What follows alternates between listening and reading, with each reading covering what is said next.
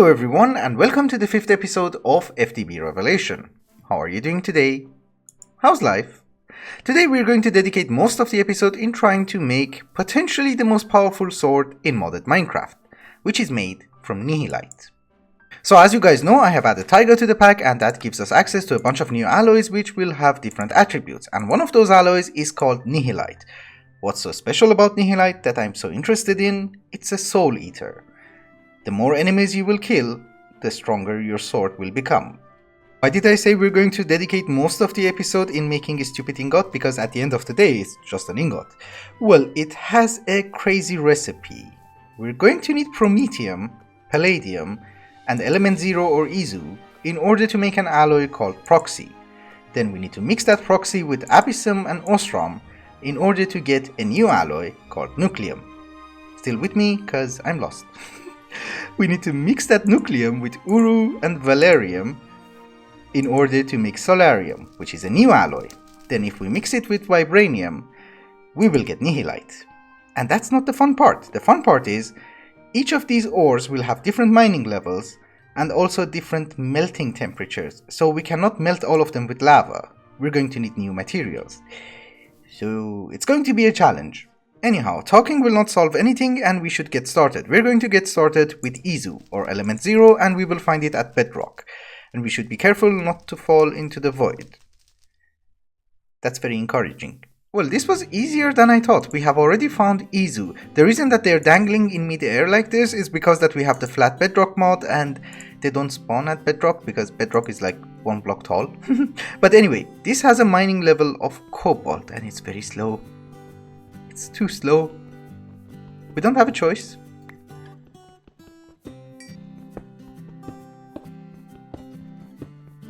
Well, this was great because we managed to get 28 pieces of element 0, a lot of draconium, as well as a ton of other ores. I was really poor. I'm happy now. Okay, so we have reached our first bump on the road. We're going to need Palladium and Promethium next, but the problem is they have a higher mining level than cobalt, which is called duranite. There is an ore called duranite, but we cannot mine it because that requires a mining level of duranite. So we need to use an alloy, and there's no need to panic because I have found the dianite alloy, and that will have the appropriate mining level. The problem is it has a very complicated recipe, and it has 2 alloys inside. Look, it's fractum and seismum? Yeah, so it's going to be a challenge, but let's try to make it. Since we are going to the nether, let's upgrade our amulet so that we can swim in lava. Like this. In the nether we're looking for 2 ores. One of them is Vibranium and the other one is Osram. And it literally spawns on top of lava pools. But we can swim in lava, so we're fine. But this is cool. It's nice down here. It's just a challenge to get it out. Yeah, we got it. Everything we are going to need. So let's make the fractum alloy first, which is basically Vibranium, obsidian and abyssum. We already have abyssum because we went to the end and I got a few just by chance. I did not know we were going to need that, and I'm not sure how the ratios work, so we're just gonna dump everything and see what happens. They are off. Good. I was trying to make fractum and then I realized this is called Vibranium, not Tiberium. And Vibranium is an alloy of Tiberium and basalt. And here's basalt. Not this one, this one. And it fell into lava. Okay. Any second now. Yes, we have fractum. In order to make seismum, we have everything we're going to need inside the smeltery except Isu. So we add the Isu. And in order to make the dianite, we just add 2 blocks of Osram, and that should be enough to give us dianite. I think. We just need 1 pickaxe head, that's it. And we finally have dianite. All of that just to make a pickaxe. And we upgrade our pickaxe. And just to refresh your memory, we did all of this in order to get 2 ores. Palladium and Promethium. And we should be able to mine it, but it's in the middle of the lava pool, so maybe we should make a cover first. We can mine it, right? Yeah, Nope. What? Oh yeah, we can. Okay. And we are in the middle of the lava pool because it spawns deep in the nether. It's very difficult to find. Oh, I saw one over there. Just as a very small FYI note, if you're also swimming inside the lava ocean, you should pay attention to your mana bar, because the amulet will consume mana in order to protect you from the lava. So, just be careful. I came to the end to find some palladium. I'm sure I saw it. Yeah, I was right. Alright guys, I'm back from the end and now we have promethium, palladium and isu. And the ratio for the proxy fluid is relatively easy. It's 3:3:1. So this should work. The question is, can we melt it by lava? Yes. Very good. And finally we have proxy fluid. I would like to remind you that we're still here, but making the next alloy, which is nucleum, is not that difficult because we already have these ores. So we can just mix it, get nucleum. If we add abyssum and osram, we should get nucleum. And we can melt it, good. Finally have nucleum. So in our chart we're here. If we make a pickaxe set out of nucleum, we should be able to mine uru and velarium. Once we have all of these, we should be able to make another pickaxe set out of solarium so that we can mine vibranium. And then we can have our nihilite. We're almost there. I'm back at the end in order to find uru, and uru spawns inside these cubes. So we should be able to find something. I hope it does not explode. Okay.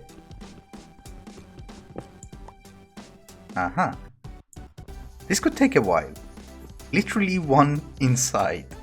So apparently each of these guys only has one ore.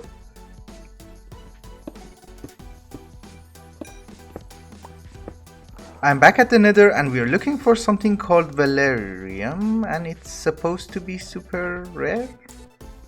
Are you real? Okay. I'm happy. We only got one though. I have some EFLNs, so maybe that will help. Okay, not what I was expecting. There was Tiberium, probably.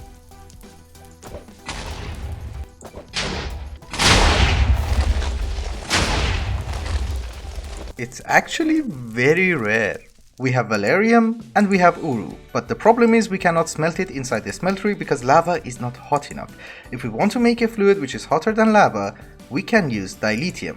I used silk touch on these guys, so we got the ore, but if you use fortune, you will get the crystals. And these guys, you can smelt them inside the smeltery and get dilithium fluid. And I think we can just cast it out like this. Yeah, it will go inside the tank, we will switch it with lava. For some reason the smeltery was not recognizing the new fluid, and well, basically what I did is to cast out all the nucleum we had and then break the smeltery controller. But now we can melt them again and add our other ingredients. We have solarium, which is perfect. We're going to need a pickaxe set in order to mine the final ore, which is vibranium, and we can find it in the deserts. Did you cool down? No. Well, here's a desert. What is that? Is that a worm? I don't want to know. We'll go somewhere safe and try to dig. Should we face him like a man or should we... Okay. He actually does quite a bit of damage, so do we have regeneration? Good.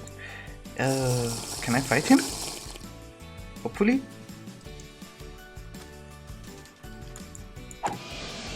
That's it? Okay.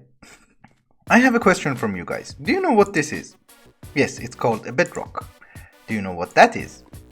That's where I started digging, and so far, no vibranium, and we are in a desert biome, so we should be able to at least find one. Anyway, I think I have to go back home, dump the ores that I mined, get a few more sharpening kits and maybe some EFLNs so that we can blow up this area and see if we can find one.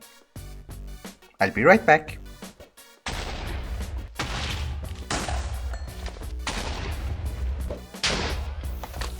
Well, I did find a few, but the book says it might explode, so we might do it from a distance. I'm alive and nothing happened. Okay, cool. You would think that now that we have Vibranium, we're done, right? No. If you put it inside the smelter, it does not melt because it's not hot enough.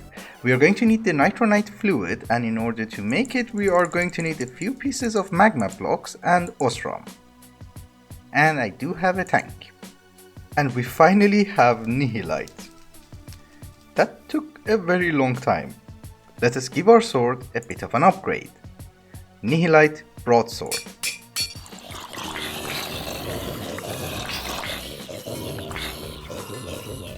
When we first made this sword, it used to do 9.5 hearts of damage, which is garbage because a diamond sword without any enchantments does 7 hearts of damage. After killing almost 7,000 mobs, it does 315 bonus damage. So it's amazing. And I want to try it on Wither. We're not going to have any buffs, the only thing that I'm going to drink is a potion of night vision. And let us see how many hits does he take. I'm guessing 3. Right? 1, 2, 3. That was fun. Alright guys, I have a small confession to make. Normally I spend around 7 to 8 hours in order to make an episode, and that gives me enough footage to make a 20-minute video on average. I spent the same amount of time on this episode, and then I thought, oh okay, I'm done, I can move on to the next episode, which is episode 6 I believe. And then I started editing this one. And then I realized it's only 14 minutes. So I need to entertain you for at least the next 5 minutes. You can look at my face and be entertained. It's just 4 minutes more. You did not even notice that 5 minutes, did you? Of course not, because I cut it out. that was a stupid joke, sorry. We are going to do a new project, and that is ore dabbling. I have already recorded half of the next episode, so ore dabbling will be useful for me in the future. Well, your future, my past, and there might be some continuity issues. For instance, there could be items in the world which should not be there, or there could be items in my inventory which should not be there. I don't have it? I do have it, okay, fine. Anyway, we are going to do ore dabbling, and I think this is a good location. I didn't mess it up, right? No.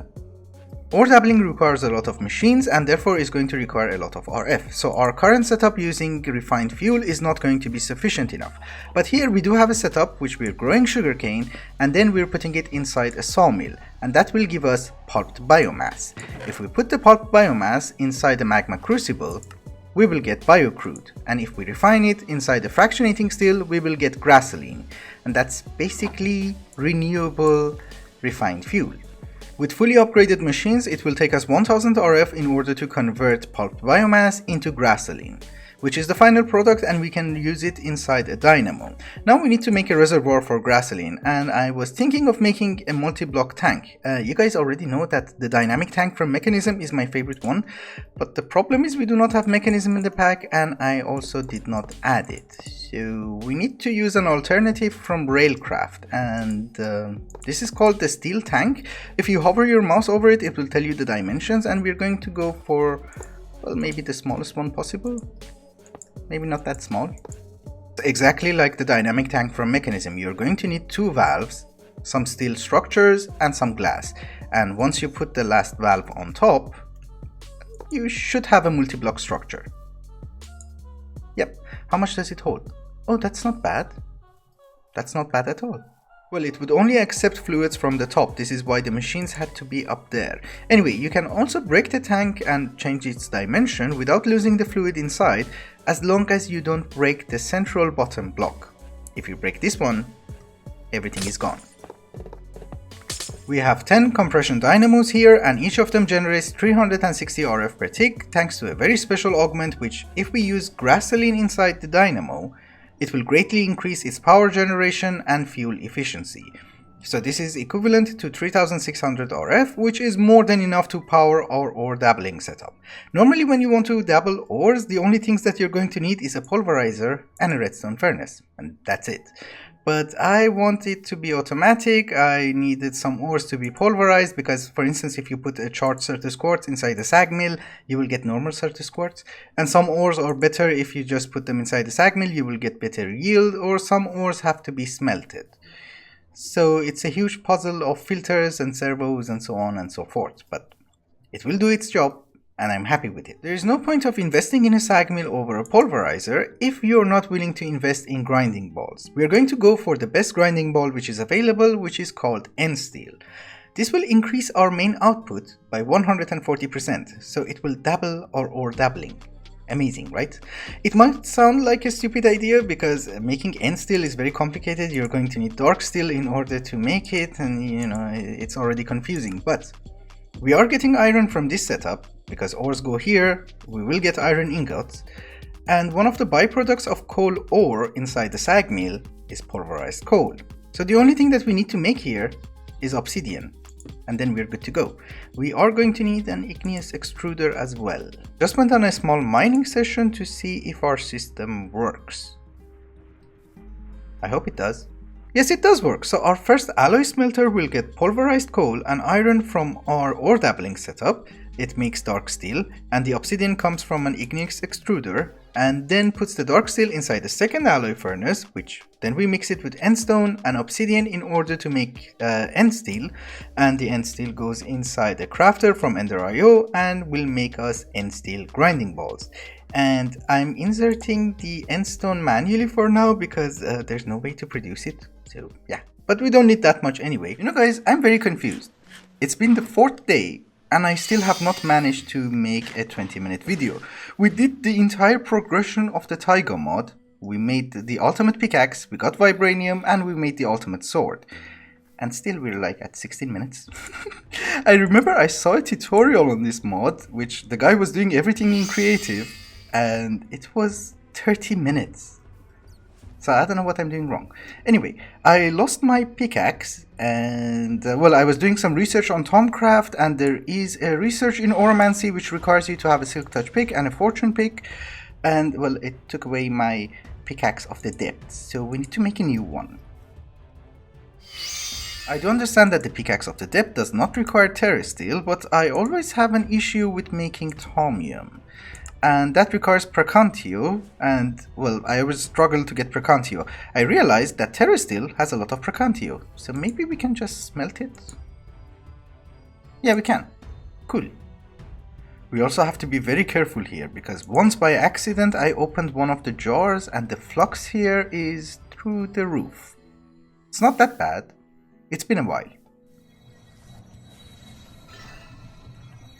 We have a brand new pick, and I put all the relevant enchantments on it. And did I also mention that I did some decorations here? So for instance, I made a structure for our dabbling setup, and it looks weird, but I kind of like it. Why wouldn't I? It has my name on it. I will do the dynamos and the tank later on. The barn itself is also complete, it just needs a few details. The tank is for decorations, I just basically wanted a pipe here. Anyway, the next thing on the list is that I did a lot of Tomcraft research, and we're almost done with everything, but we're stuck behind Flux.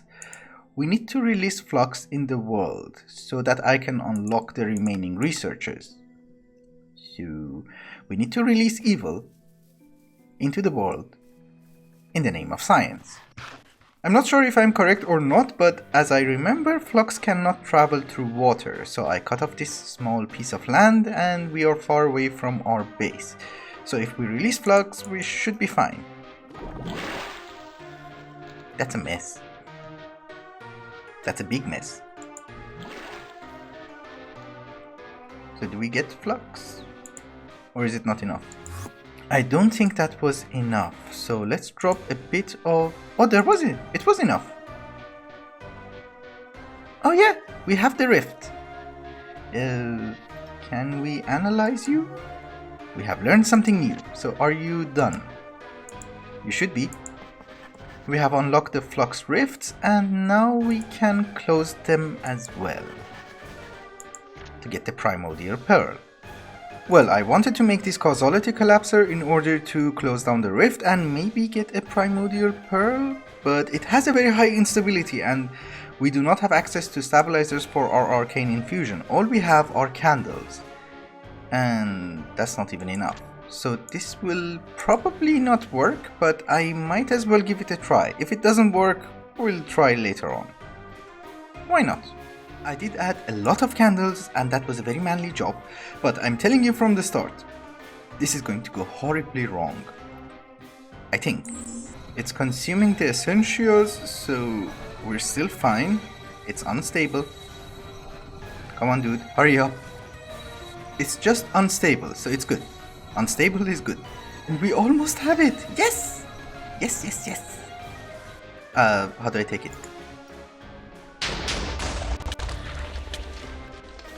We did not get a primordial pearl and instead we got void seeds. There is a chance of a rift dropping a primordial pearl and we just didn't get lucky, so we are going to need multiple rifts and multiple causality collapsers. Since I do not have a good setup for Tomcraft as of yet, we might try to do it later on, because causality collapsers are very expensive and it takes time to make them, so we'll try it later on. Anyway guys, I think it's also a good time to wrap up the episode. Thank you so much for watching and I hope you enjoyed it. Till the next one. Bye bye.